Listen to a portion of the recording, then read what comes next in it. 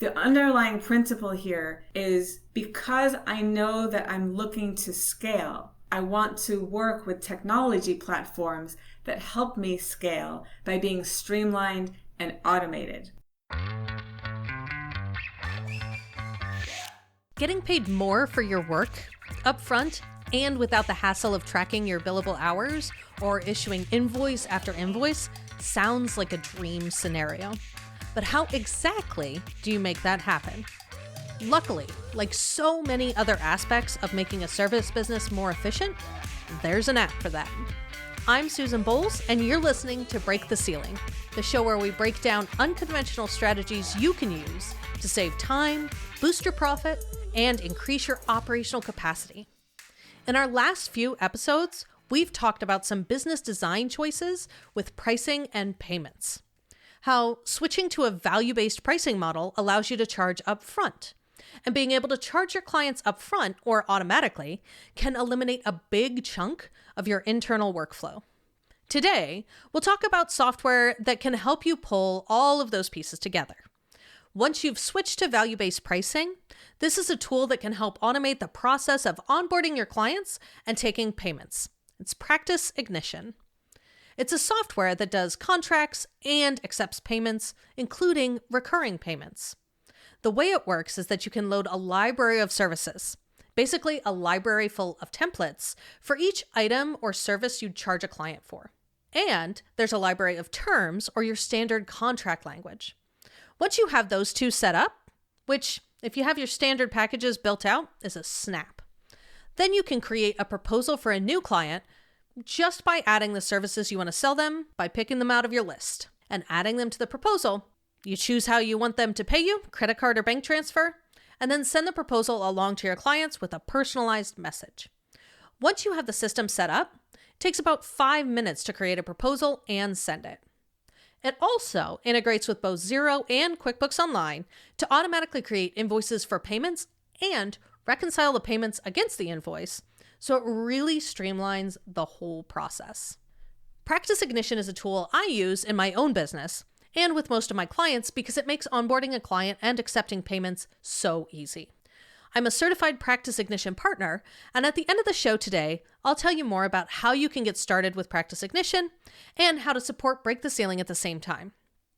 And I can also help you get set up with Practice Ignition, so stay tuned at the end of the show for that. My guest today has been using Practice Ignition for the last few years. Jaime Campbell is the co-founder and CFO of Tier 1 Services, which is a firm of outsourced year-round CFOs and complete accounting departments. Jaime and I chat about how she transitioned her firm from Bill.com and Microsoft Word contracts to Practice Ignition, and how that's impacted her workflow and ability to scale her firm. I also talk about some behind-the-scenes stuff about how I've built Practice Ignition into my own workflow at ScaleSpark, and we do a little live consulting with Jaime about how she might improve her workflow. All right. Hi, Jaime. Thanks so much for being here today. My pleasure, Susan. Thanks for having me. So tell me a little bit about what was going on in your business that made you decide to make the switch to using Practice Ignition. How were you running your contract and your payment process before that? I was using Bill.com for payments, and I was using Word, Microsoft Word, for contracts. And I actually didn't have a problem with it at all. The systems and processes were working just fine. However, I'm always looking to streamline and automate wherever possible, because my goal with my firm, my tactical goal, is to scale. And you can't scale if you're doing things manually. So I'm always on the lookout for ways that I can streamline and automate. And when I heard about Practice Ignition, how it was a single platform for both proposals and payments, I instantly knew that I had to look into it. And it was ultimately so worthwhile for me to have that opportunity to have a more automatic process and a more streamlined process, that I went as far as to convert my own firm's accounting system so I could integrate with Practice Ignition. I love that. So how did you really manage the transition with existing clients? You know, new incoming clients is easy because You tell them this is the process, and Yes. they just assume that's always been the process. Right. But when you're transitioning your existing clients, how did you handle that transition with them? It was really no big deal. I just, with my tone of voice, made no big deal about it and said, we're using a new platform. I'm going to send you a link. In some cases, I waited until contract renewal. So there was a bit of an overlapping period in which I was using both Bill.com and Practice Ignition, because it was just easier to wait until contract renewal and say, here's our contract for the next 12 months. It's in a different, and I would say so, it's in a different format. We're using a new platform. And then when my voice, the tone of my voice says it's no big deal, then the client gets that it's no big deal. And in other cases, I didn't wait till contract renewal, and I just set them up and I said, I've literally copied and pasted the proposal that we already have into this new platform that we're using. You can look it over if you like, which is fine. I'm sending you the link. And if you can enter your payment information, I'm going to disable it from Bill.com. It'll be a smooth transition.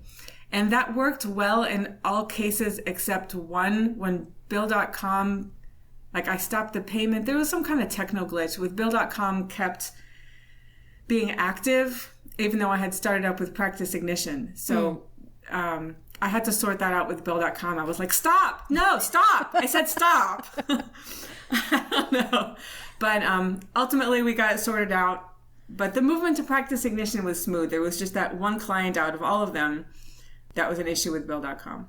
And did you transition kind of everybody all at once? So you were exclusively using Bill.com, and then you transitioned everybody and now you're exclusively using Practice Ignition, or are you still using other platforms for some clients? At this point, I'm no longer using Bill.com for clients. However, I didn't transition everybody at once. So this was a couple years ago now that we made the switch. I didn't transition everybody at once. I did do a big effort, but sometimes I just waited until contract renewal. Okay. And then I said, and our contracts don't all renew at the same time. Right. So at that point, we were small enough that I could take it on a case-by-case basis. If we had at the time a larger number of clients, I would do everybody all at once and have meetings and communications and transitions. That's something that would be an effort that we would manage all at once. But at the time, we were small enough to kind of handle it on a case-by-case basis. Okay.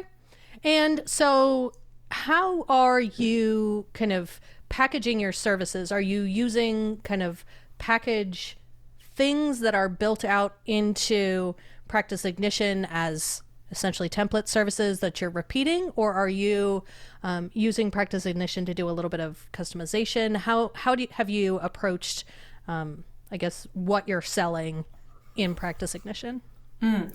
I approach Practice Ignition the same way I approach life. I figure out the best practice for whatever it is that I want to do and consider it a default to streamline, automate, and save time. However, I don't do life in a box. And one of the things that I really like about Practice Ignition is that I can create that library of services. So my language, my services, my default, I create it. And I can click when I'm creating a proposal and use one, but I have the opportunity to then customize.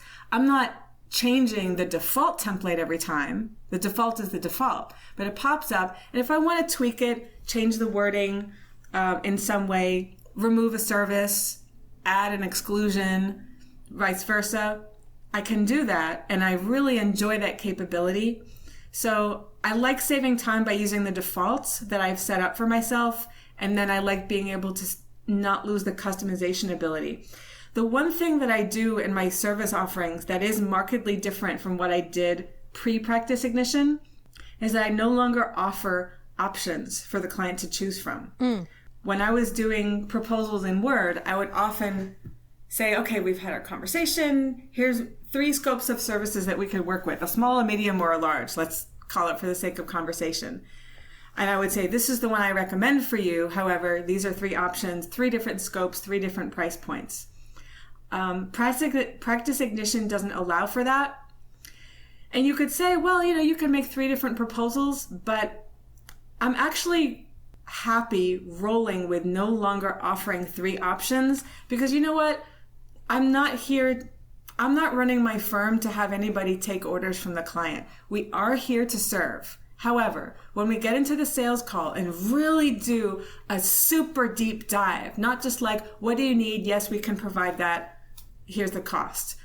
But we do a deep dive and we ask a lot of questions, not only about what's working and what's not working, but where they are now and their deepest, most cherished dreams about where they want to be.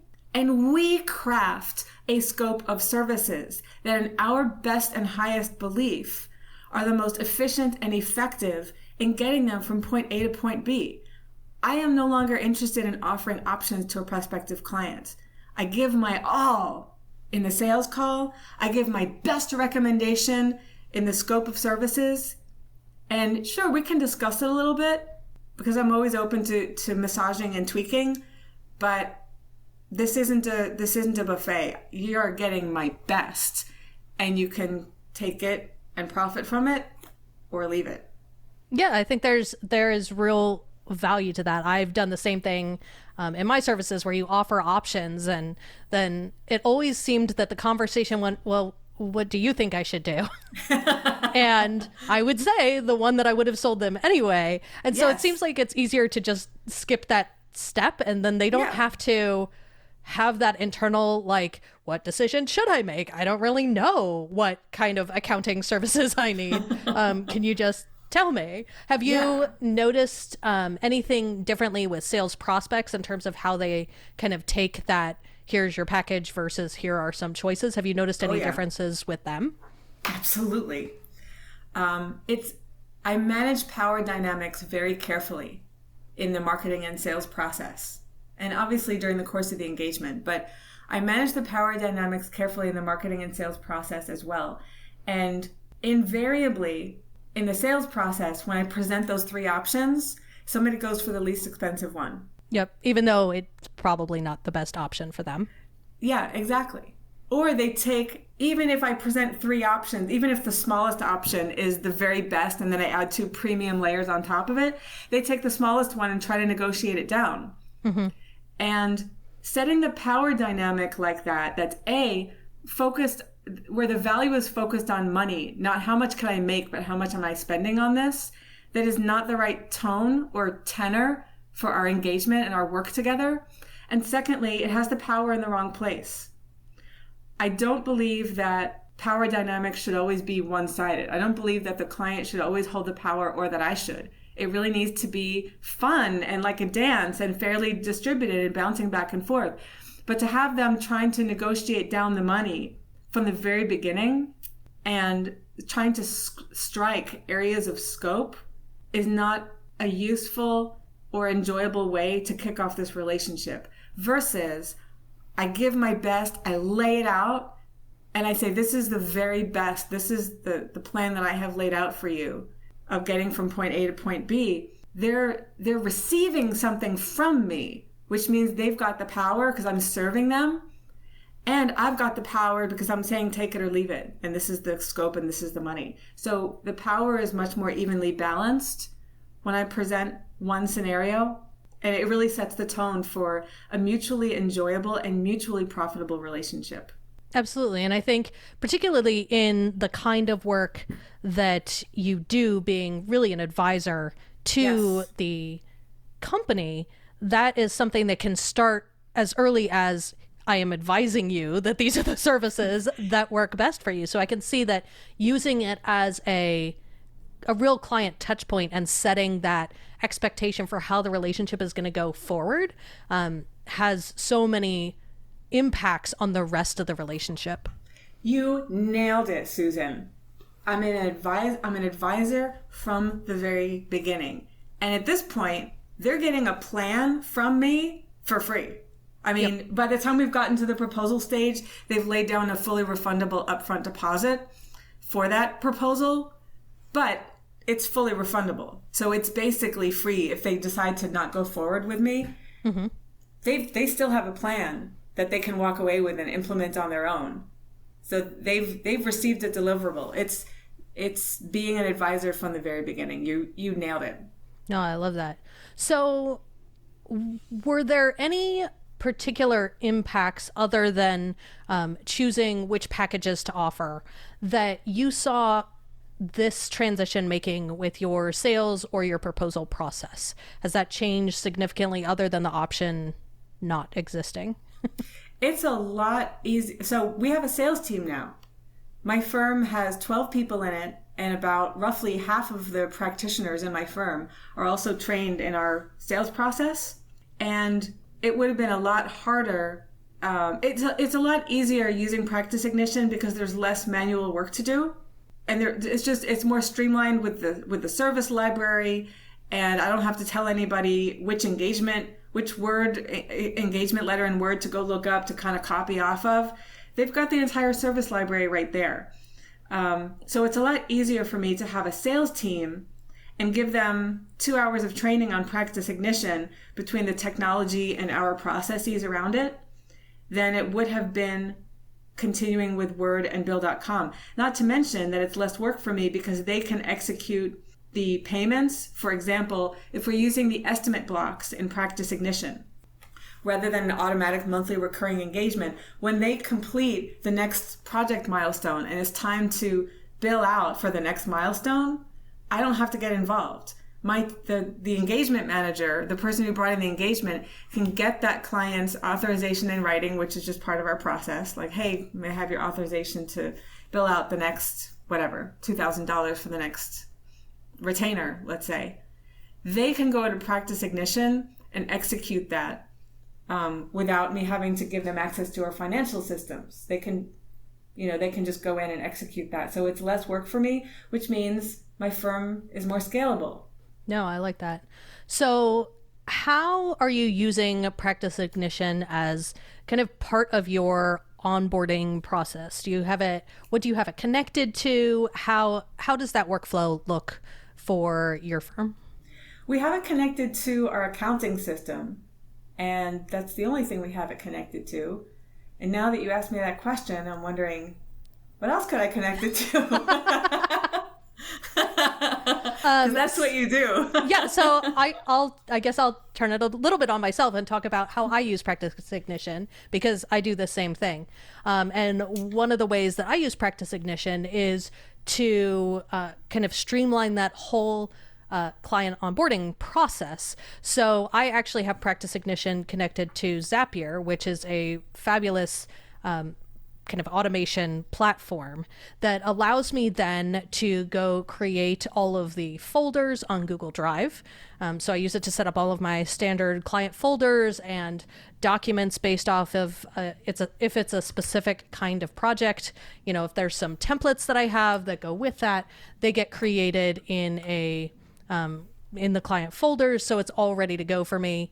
I also use it to trigger some initial communication, like, hey, here's some onboarding information, this is how the process is going to go, that sort of thing. So I was just curious if you had any of the kind of other, I find Practice Ignition to be a really great start of kind of triggering an automated workflow. So now that you're bringing up some new possibilities for me, I would really like to look into whether Zapier can create our standard new client folders in SharePoint, where our firm uses Office 365 and we use SharePoint for our secure document storage. Yep.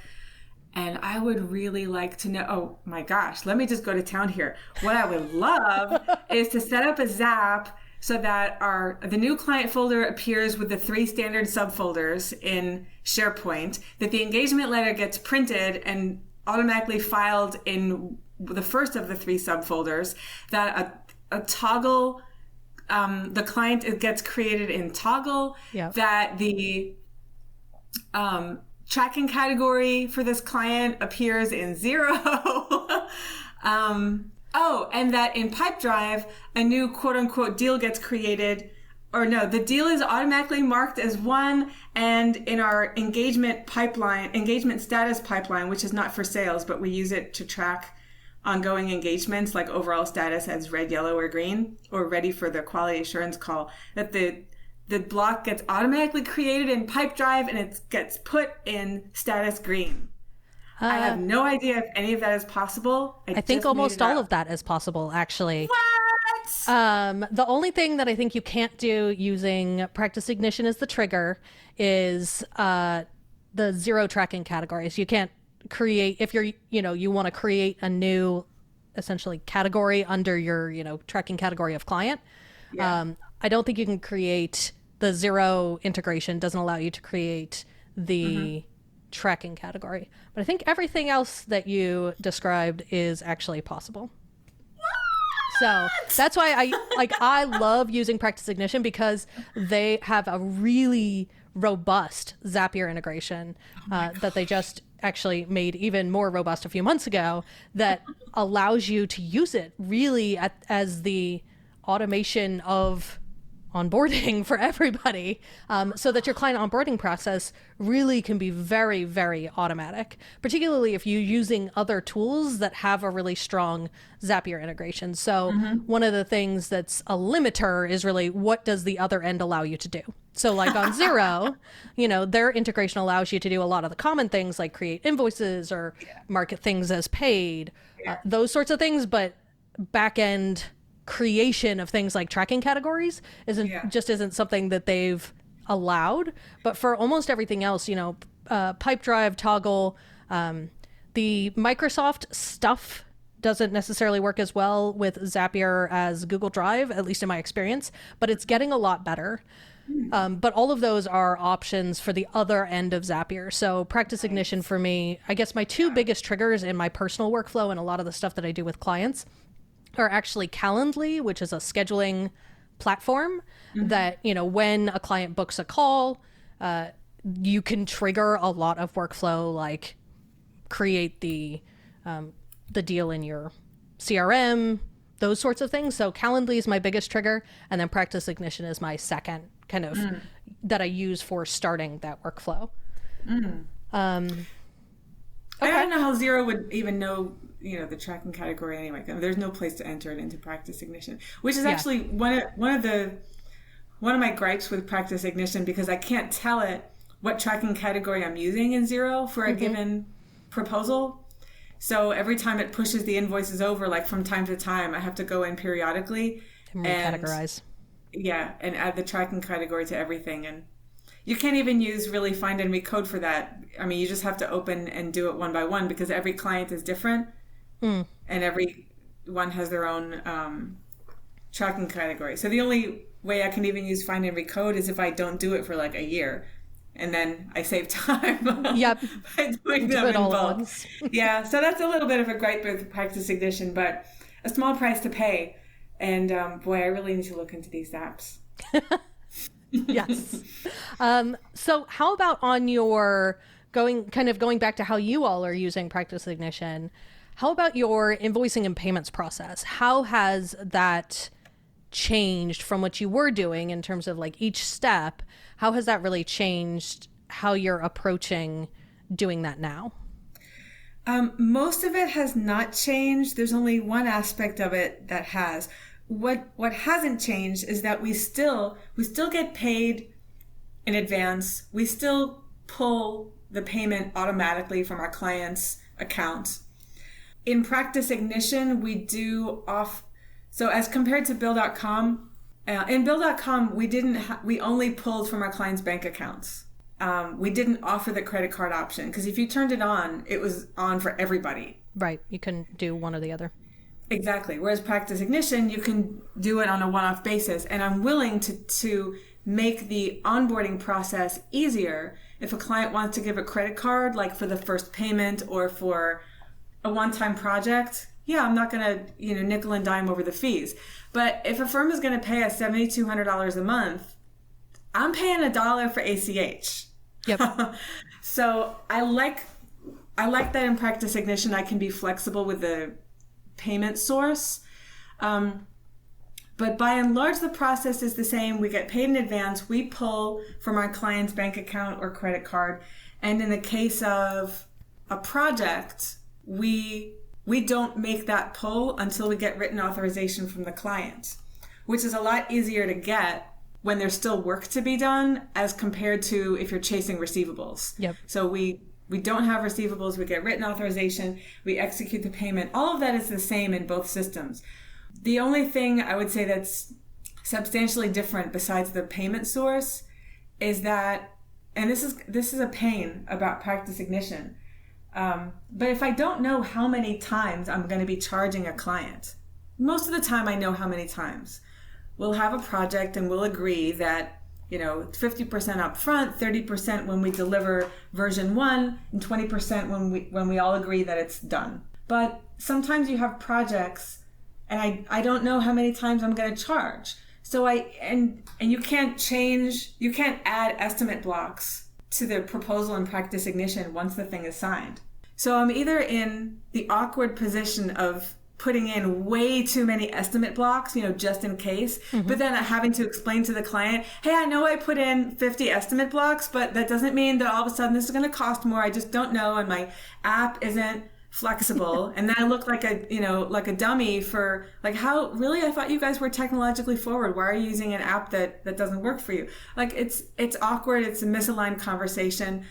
Most of the time to this point, there's been such goodwill in the relationship that clients don't care, but it still feels awkward and misaligned.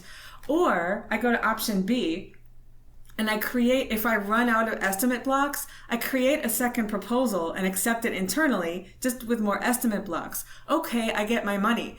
But if there's a client dispute for any reason, whether it's, with grounds or without grounds, now I have an internally accepted proposal, which is meaningless and weak in any kind of negotiation or dispute resolution with the bank. Yep. And I don't want to have that. So then I'm left with option 3, which is to create a second proposal and have the client accept it, which is more time that they need to use, and just the wording that says in professional terms, the other one, yeah, this is just like that. This is the second one. Right. So none of the options are good. What kinds of that, I'm curious because I've not run into that before. What kinds of projects are you going into where you're not quite sure when you're going to charge or how much you're going to charge, that you're not doing that kind of conversation up front? On occasion, we work on an hourly basis. And one of the reasons why we would work on an hourly basis on occasion is if the client wants to be flexible with scope. Okay. And just says, we have an overall scope of service, but it can be flexible. And we have that with a couple of clients. And we don't know how many times we're going to charge over the course of the year, but they know that whenever they reach out to us, we're here for them. And we'll do a thing. We'll charge up front or on rare exception after the fact. So if we're charging hourly and it can be pretty broad, like, hey, let's just, let's work together over the next couple of years. Whenever we need to, we'll reach out to you. That's fine. I don't know how many times we're going to charge. Okay. So I guess hourly engagement is the best. With a flexible scope is my best answer. That's when you would do that. Okay. Yeah. So you talked a little bit about how you ended up switching your accounting system as a result of wanting to use Practice Ignition. Yes. Can you tell me a little bit more about that transition and kind of what drove you to that? But also, are there any other software systems that you ended up switching because of this process? We didn't switch any other software systems. We stopped using bill.com, but yeah, we were using QuickBooks Desktop. I was happy with it. I got all the business intelligence that I needed. I was getting crazy business intelligence, and I was fine with QuickBooks Desktop, but the allure of having the proposals and payments in one, I saw the scalability of that, and knowing where we were going with our firm, how it has to be scalable, so I can empower my team members and begin to step away. That allure was so strong that it was really no question at all to convert to Xero. And although I lost some of the data that I had in QuickBooks Desktop, like not the data, but the reporting capabilities, and I had to set up those new reporting capabilities more manually, in Xero. Like in QuickBooks Desktop, I had a thing like I could easily get gross revenues by referral source, gross revenues by state, and some other things. In Xero, I have to create some templates in Excel in order for me to get that, but small price to pay. And the conversion to Xero itself was a breeze because the quality of the QuickBooks Desktop file is I would hope so. So there were no blips. There were no issues in the conversion whatsoever. I did the conversion, and you know what? It worked. And then I was up and running, and I timed it because you get 2 years of details. Yep. In Xero. So I timed it. I did it on like December 29th. Yeah. The end of the year is always so busy for conversions because you're trying to like sneak just right at the end. Yeah. So the conversion went really smoothly, and we were up and running in no time. It was really quite smooth. Awesome. So talk to me a little bit about the impact that this workflow transition had on you as the business owner, on your team. What kind of impact did it have on your capacity for scaling or scaling your team? Talk to me a little bit about how that felt to you as one of the owners. Positive. Yeah. In a nutshell, we can scale more easily. I can step away. I train my team members. There's a lot of streamlining and automation. That means there's less for them to do, which means they all have more time to sell, or because they're also, all of them practitioners, more time for their billables, or more time for whatever they want to do with their 24 hours in a day. And I can step away and still very easily and all in one platform take a look at what's happening with the proposals instead of like opening up 20 different Word files and looking at proposals. I can go into Practice Ignition and go click, click, click. I mean, it's less time for everybody, which means we can scale and I can step away. And I cannot get my firm to the size that I need to get it to if I'm in there up to my elbows. Yep. So we've been hiring like crazy. We just hired 3 more people, a CFO consultant and 2 controller consultants. So we have a firm of 12 now, about half of which are on our sales team as well. And none of that would be possible if I had to do all this stuff myself, if it were harder for me to manage and supervise and coach and train and support. I mean, it's really given us an important turbo boost in our ability to scale because we're scaling the sales process. Mm-hmm. Not just having really great billables, we swear, everything is really, every bit of streamlining and scalability that exists means that we can all make more money more efficiently, make more of an impact in the world without increasing our required time commitment. And that's how you scale. Absolutely. Yeah, that's perfect in a nutshell. So before we wrap up, is there anything that you think we should talk about that we haven't yet? I do have... regarding Practice Ignition, I don't think it's a perfect platform. It's not. I don't like that the terms library it doesn't work like the service library at present. I can't click on terms and then tweak them for an engagement. I have to make a copy in the library itself and then tweak it. And that makes it harder for me to review someone else's a member of my sales team. It makes it harder for me to review because there's more stuff for me to have to click on. And we end up with an overstuffed terms library. So there are some things that I'm less than happy about. It's also, you can't issue a refund at any amount other than the amount that was actually charged. So if someone paid $1,000, let's say in a retainer, but you only use $750 of it, I have to use a different platform entirely to issue the $250 back. Yeah. So there are some things that are a pain about it. And what that all boils down to, though, is that it takes more time because it's something that has to be done manually. So the underlying principle here is because I know that I'm looking to scale, I want to work with technology platforms that help me scale by being streamlined and automated. So that's the underlying principle for me. And wherever technology can do that, I'm interested. And wherever it can't, I take caution and say, if I'm going to use this, it's going to be for a limited time until somebody else comes out with something better or until you guys do a fix. So they're pretty responsive as an organization, though. And they just closed like a huge fundraising series, and took, I think, several, it might have been in the B's, might have been millions, but they just closed a really big fundraising round like 2 months ago.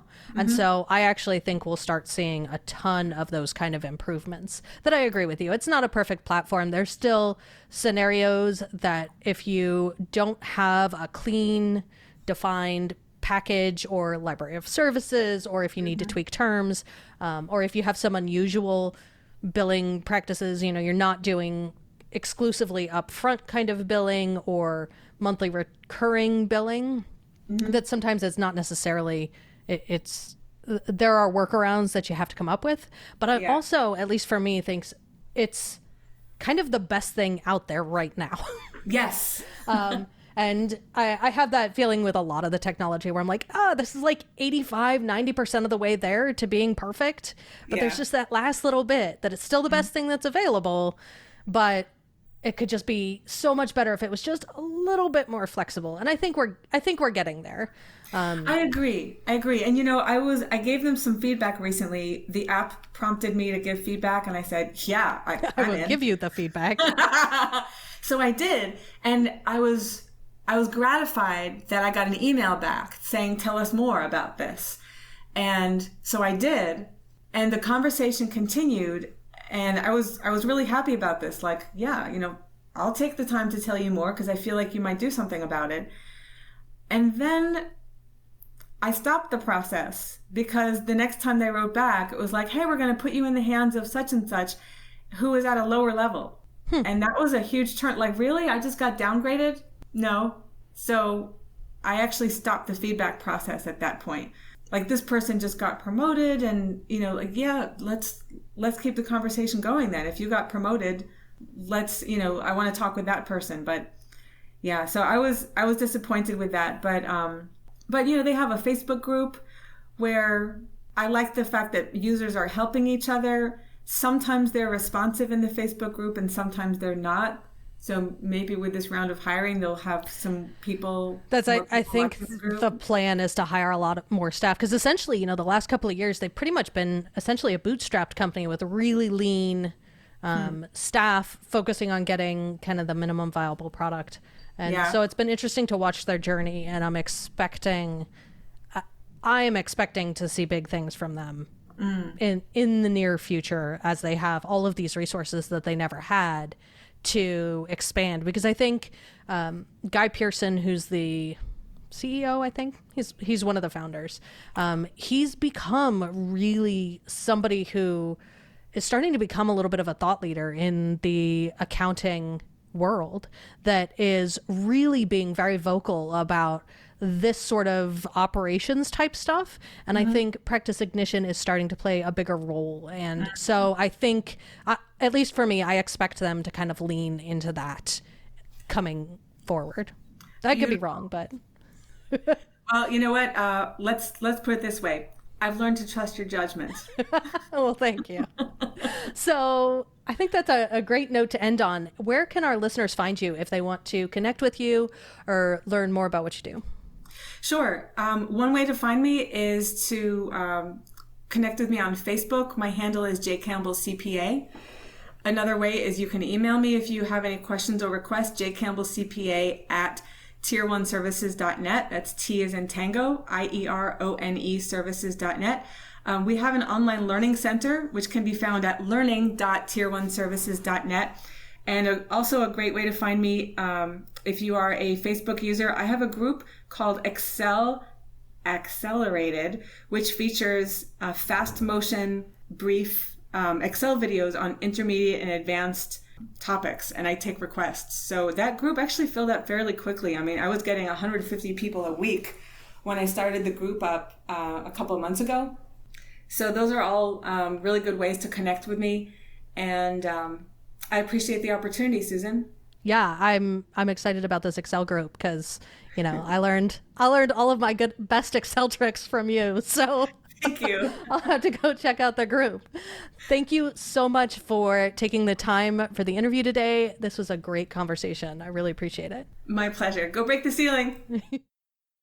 Practice Ignition isn't a perfect tool, and it's not the only tool out there either.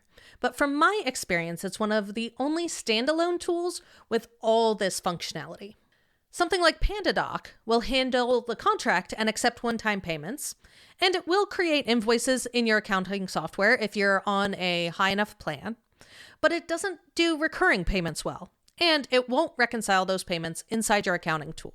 For smaller agencies, Dubsado or 17 Hats will take care of a lot of this process. It'll send contracts and invoices, but it's normally up to the client whether or not they want to sign up for autopay. And you're stuck in a subpar project management system, which, depending on your accounting system, it doesn't integrate with. So it can create some duplicate work on the accounting side. But even being imperfect, Practice Ignition can seriously streamline and automate your proposal, onboarding, invoicing, and payment processes, and compress all of those into a single step.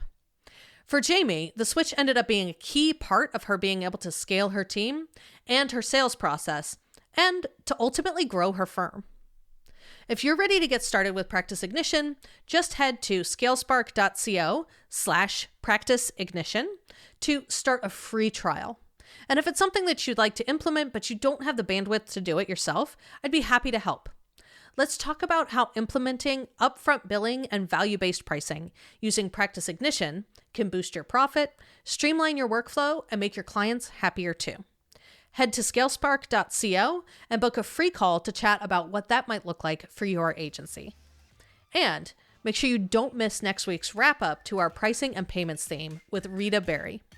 We're going to talk about the downstream effects of value-based pricing and how it helped Rita grow her firm and have it become more of a joy to run. Break the Ceiling is produced by Yellow House Media. Production coordinator is Sean McMullen. This episode was edited by Marty Seefeld with production assistance by Kristen Runbeck. Our theme music is Feel So Fly by the Oonders.